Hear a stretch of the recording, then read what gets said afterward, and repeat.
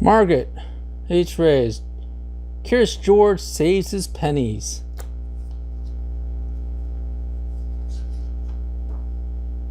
George was a good little monkey. He always very curious, especially when he was in Tammy's toy store.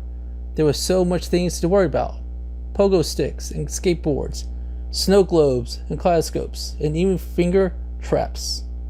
But George's favorite thing to do in the whole toy store was the train table. Today, the new train, it's wood painted bright red and it had real working whistle.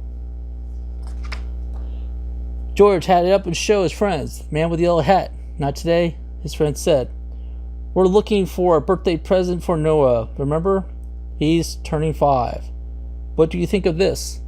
George helped his friend pick out yellow and green hula hoop, while Tammy, the shopkeeper, wrapped the present for the birthday party. George wandered back to the train table.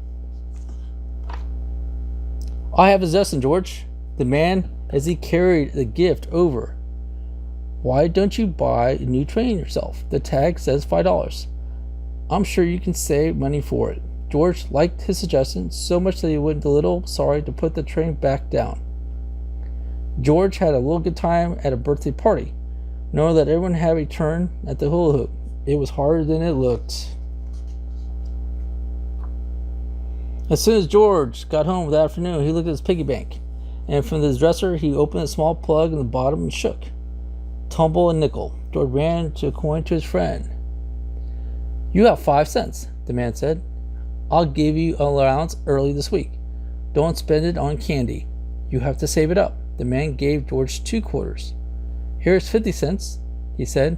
Now you have 55 cents. You can have $4.45 left to save. George wasn't quite sure how much money was that, but it sounded like a lot. George dreamed about Red Train that night. He was riding through the forest, and he tugged on the whistle again, and so that no one would miss such a tiny red engine. In the morning, George decided he would find a way to earn money faster. What if someone else had to buy a red train at the toy store before he could? He had an idea. George found 5 pennies and a dime and a sofa cushions. He found a nickel under his bed. His piggy bank jingled nicely that evening. He had 75 cents saved. One more quarter and you would have $1. Next morning, George had another idea. He would get a job. Lucky for George, his neighbor, Reddy, needed help raking leaves. George worked all the morning long, gathering armfuls of red, brown, and gold leaves to add to the pile and send to the yard. Mr. Reddy bought out lemonade for the 2 and share, while his neighbor rested on the sun porch swing. George climbed a tree. The pile of leaves looked tempting above. George wanted to know what if, before he finished wondering, he had swung out of the branches and right in the center of the pile. The leaves crunch and whoosh and whoosh. What an adventure! But what hard it was ranking the leaves back up.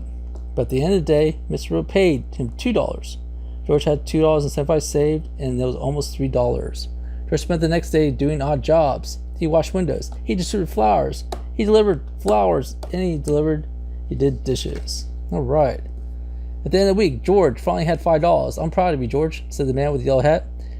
You saved all that money by yourself. You are earned the train. The change clinked nearer the piggy bank as George set off to the toy store. The autumn day was bright and red and very cold. George walked to the park. The neighborhood children were playing with a woodsock. Suddenly, he got stuck in the tree. George needed help.